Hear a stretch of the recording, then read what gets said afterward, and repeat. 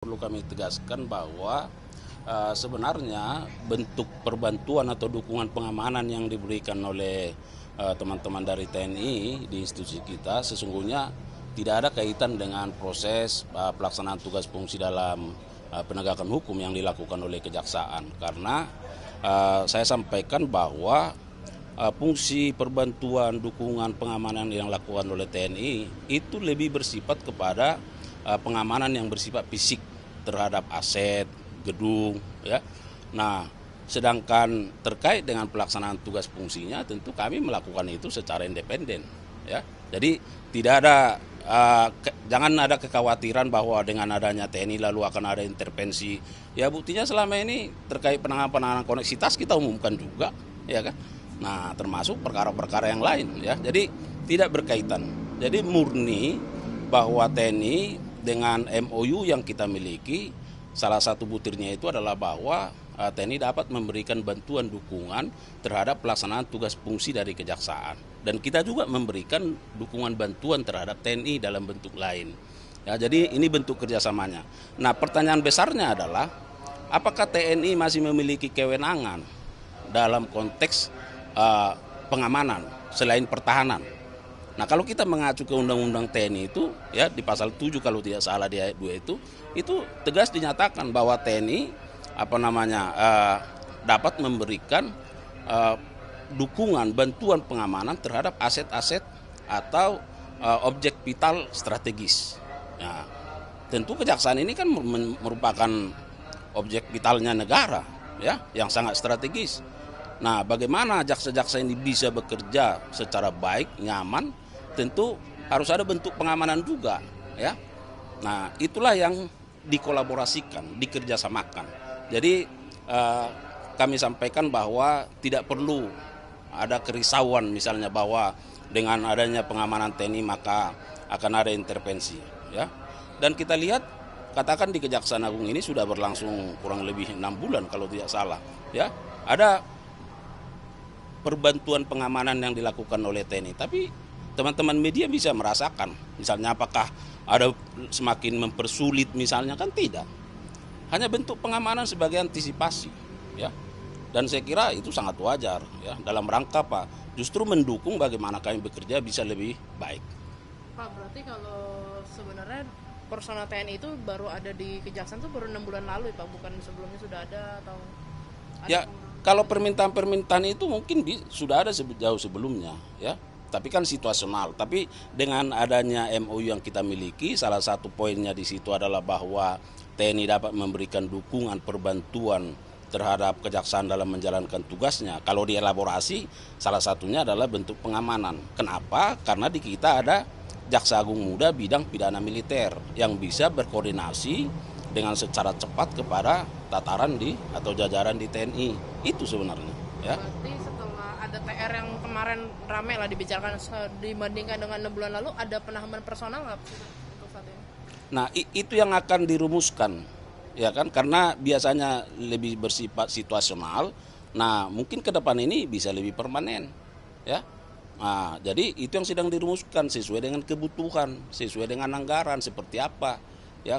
Kan mungkin saja tidak sama satu satker dengan satker yang lain, misalnya Kejati A dengan Kejati B, walaupun di telegram itu sudah disebutkan 30 orang, 10 orang, ya. Tapi nanti akan disesuaikan.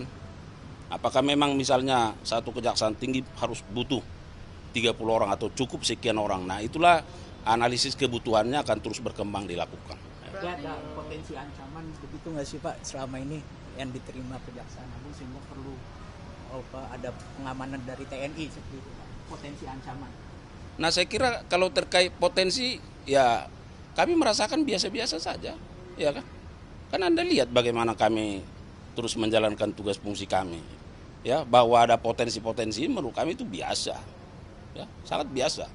Nah, tetapi dalam konteks antisipasi, konteks katakanlah pencegahan terhadap hal-hal yang tidak diinginkan ke depan, ya, maka dibutuhkan bentuk pengamanan yang lebih baik. Itu, ya. Jadi kalau misalnya ada jaksa mendapat ancaman, itu bagian dari profesi, ya kan? Dan kita lihat Nah, pengamanan kan di kantor dilakukan, sementara tugas jaksa kan mobile kemana-mana, itu ya. Berarti pengamanan MOU-nya itu sejauh ini baru di gedung fisiknya ya Pak? Mungkin atau kok mungkin diperpanjang, misalkan pengamanannya ketika kejaksaan mau menjemput calon tersangka ya kita sebut, apakah ada pengamanan ke arah sana? Ya bisa saja, ya kan. Misalnya kita melakukan upaya-upaya penggeledahan, upaya-upaya penyitaan, ya, yang membutuhkan tenaga pengamanan. Nah, tapi kan TNI juga dalam memberikan itu kan secara terukur, ya. Kan tidak ujuk-ujuk misalnya mengamankan seperti suasana seperti apa gitu, kan tidak, ya. Ya dalam tugasnya hanya mempermudah bagaimana jaksa melakukan tugasnya. Jangan-jangan sampai dalam menjalankan tugas itu ada hal-hal yang tidak diinginkan, itu. Termasuk melekat ke para pejabat Pak untuk pengamanannya sendiri, atau itu masih dalam diskusi? Itu masih kita diskusikan, ya kan? Karena kalau kita lihat orangnya kan berapa? Kalau di daerah itu hanya 30 orang, ya kan? Ya untuk pejabat utamanya pun sudah habis, dia hampir separuh, ya kan? Nah, bagaimana pengamanan fisiknya lagi, ya? Nanti itulah juga yang menjadi bagian dari seperti apa yang akan dilakukan oleh pengamanan ini. Erin Tuah Damanik dan Mangapul sudah menyatakan tidak mau banding. Nah, dari kejaksaan gimana? Kan kalau dilihat 7 harinya ini tinggal 2 hari lagi, Pak. Nah, jadi begini, terkait 2 orang yang pertama, kalau kita lihat ya, putusannya itu sudah lebih 2/3 dari tuntutan, ya, jaksa.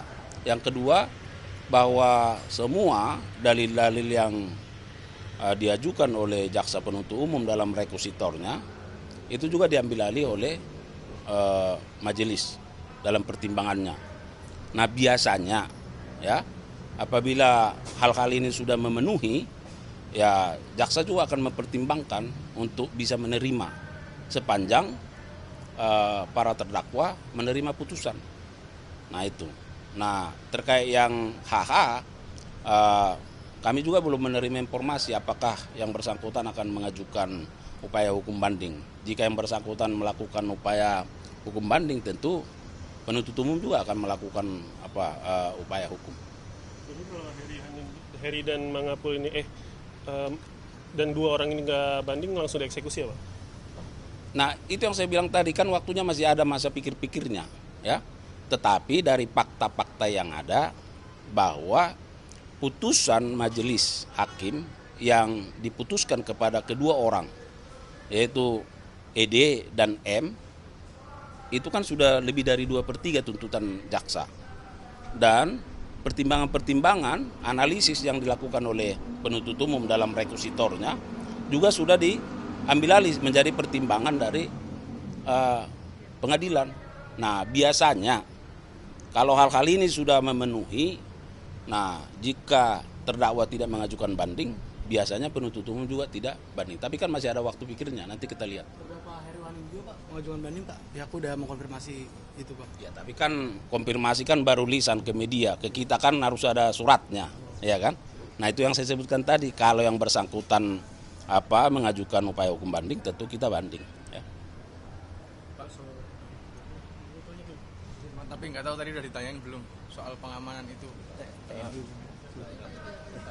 Awalnya Pak, kan kerjasama ini kan kalau nggak salah baru ada surat itu dari Panglima atau dari Kasar kan beberapa pekan lalu ya Pak. Trigger awal mulanya apa sih Pak? Kemudian kerjasama pengamanan ini diperkuat. Apakah ada isu penguntitan lagi gitu? Enggak ada.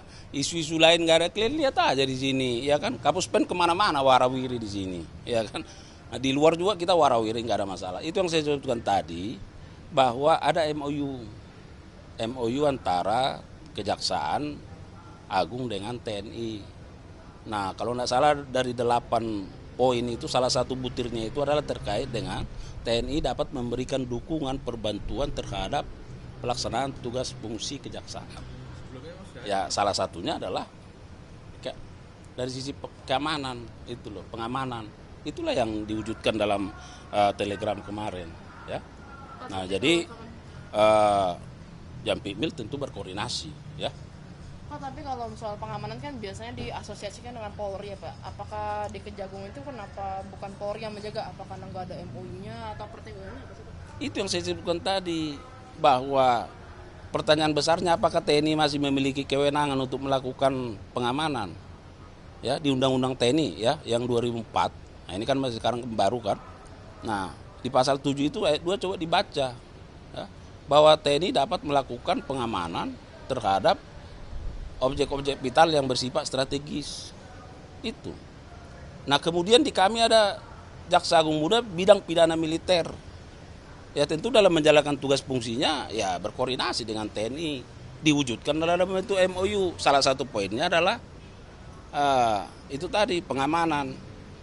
Tapi kan pengamanan fisik, bukan prosesnya. Karena proses penegakan hukum kita independen di sini, nggak ada ya. Yang soal munduran dulu, soal premanisme mungkin. Iya, upayanya ya Pak Kapus, soal premanisme ini kan sudah ada arahan dari Presiden Prabowo seperti itu, dan dari Kejaksaan ini upaya-upaya lebih lanjutnya, tindak lanjutnya seperti apa sih sejauh ini?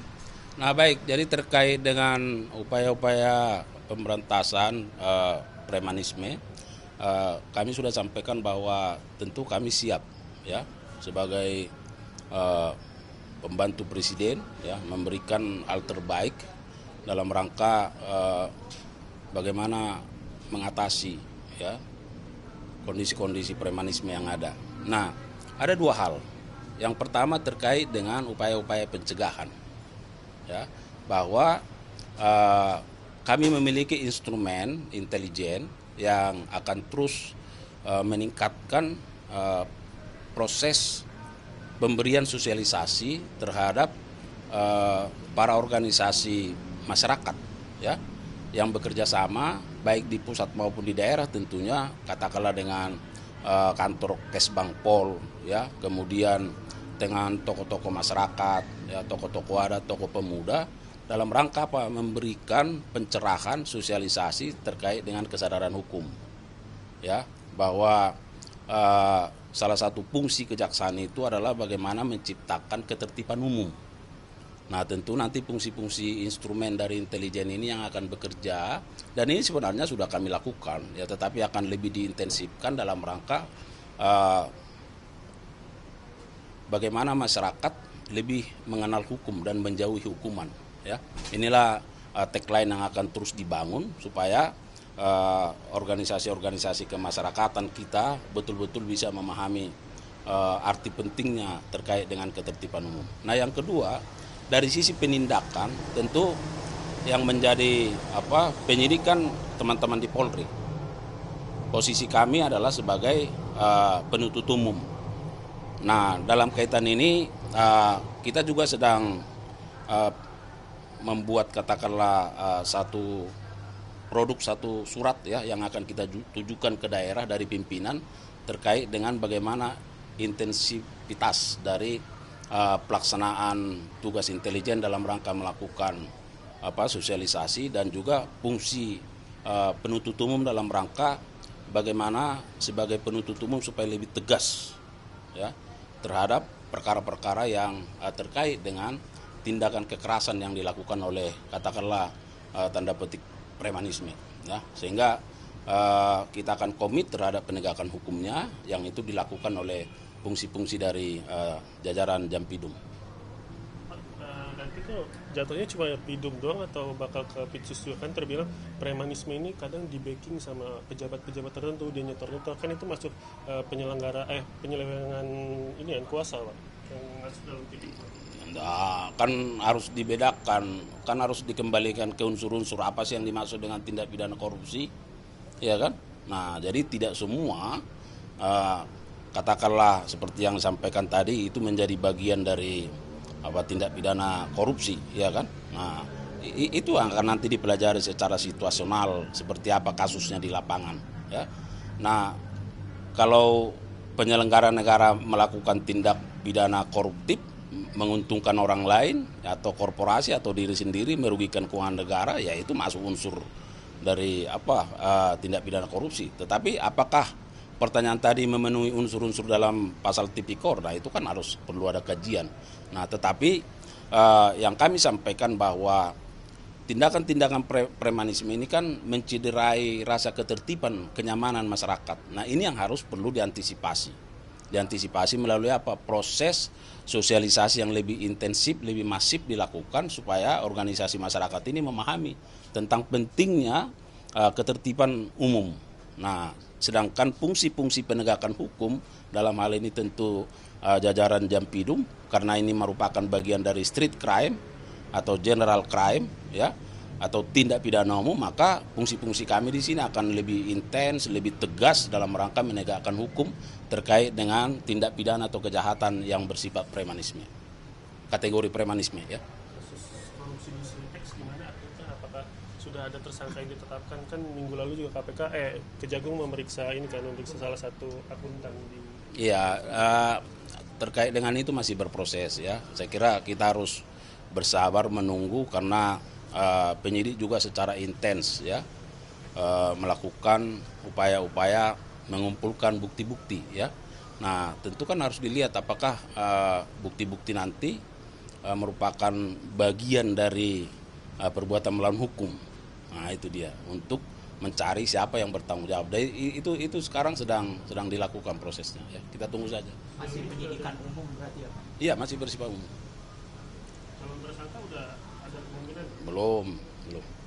Berarti kerugian negara ya belum bisa disebut. Itu semua yang mau digali, ya kan? Itu yang sedang dicari, ya kan? Makanya berbagai pihak diminta kesaksiannya, ya, untuk menggali itu, ya. Apakah ada perbuatan melawan hukum di sana atau dan juga ada kerugian keuangan negara, ya, untuk memenuhi maksud dari Undang-Undang Tipikor, ya. Kasus suap vonis lepas CPO, sejauh ini publik masih mempertanyakan kok bisa aliran dananya nggak mengacu kepada orang-orang yang punya modal, karena sejauh ini tersangkanya adalah cuma penyedia jasa. Nah, apakah Kejaksaan Agung masih percaya mereka ini adalah orang yang bisa mengeluarkan uang untuk menyuap? Nah, berbagai kesempatan saya sudah sampaikan bahwa tentu semua didasarkan pada keterangan-keterangan, ya, pada keterangan-keterangan, dan penyidik kan tidak berhenti, dan itu sekarang sedang berproses, ya, untuk melihat, mendalami apakah ada peran pihak lain di sana, apakah ada peran dari korporasi misalnya, ya, apakah ada peran pihak-pihak yang lain. Nah, dari keterangan yang disampaikan, ya, katakanlah AR, MSY, ya, MSY itu menyatakan bahwa sumber dananya kan dari yang bersangkutan. Nah, tetapi kita kan nggak berhenti juga.